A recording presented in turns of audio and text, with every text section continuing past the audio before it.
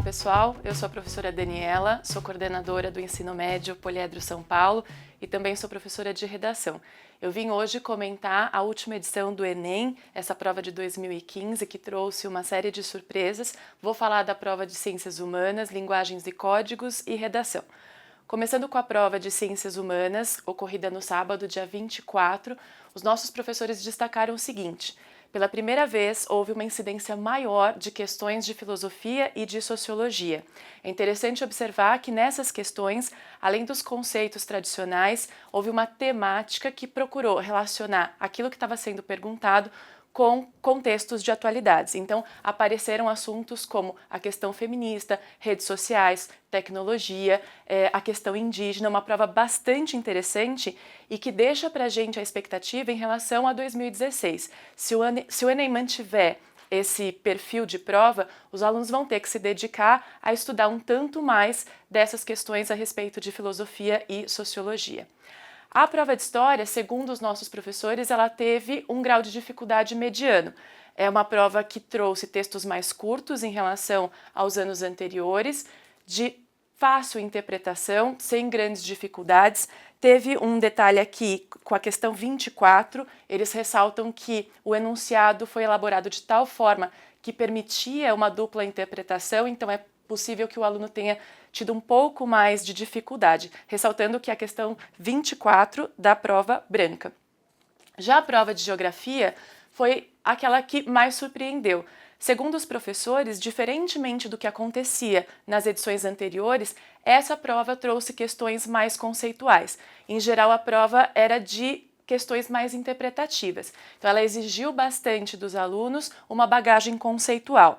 A questão 17, por exemplo, tratava da questão das veredas. Além, segundo os nossos professores, além de problemas de interpretação, exigiu um conceito bastante específico que pode ter gerado algum tipo de dificuldade para os alunos.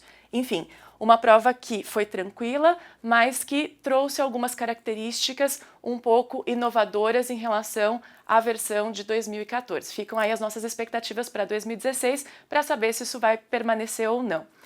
A prova de Linguagens e Códigos, ocorrida no domingo, dia 25, é uma prova mais parecida com as versões anteriores. Então, mantendo o mesmo padrão, as questões foram de interpretação, os professores destacaram algumas delas que deram mais trabalho.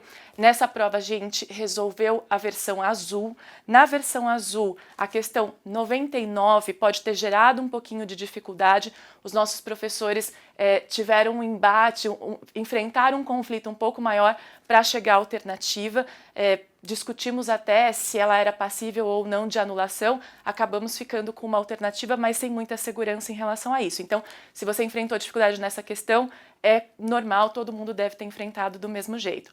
Também a questão 118 foi uma questão que deu um pouco de trabalho pela elaboração, e ali a gente tinha alternativas que permitiam dupla interpretação, talvez os alunos tivessem ali um pouco mais de dificuldade também. No mais, assim como os anos anteriores, a gramática ficou em segundo plano, a gente teve uma questão de gramática aplicada ao texto. Nenhuma novidade. Inglês a mesma coisa, uma prova que trouxe 5 questões de interpretação e vocabulário, não inovando em relação às versões anteriores do Enem. A prova de redação foi uma surpresa positiva.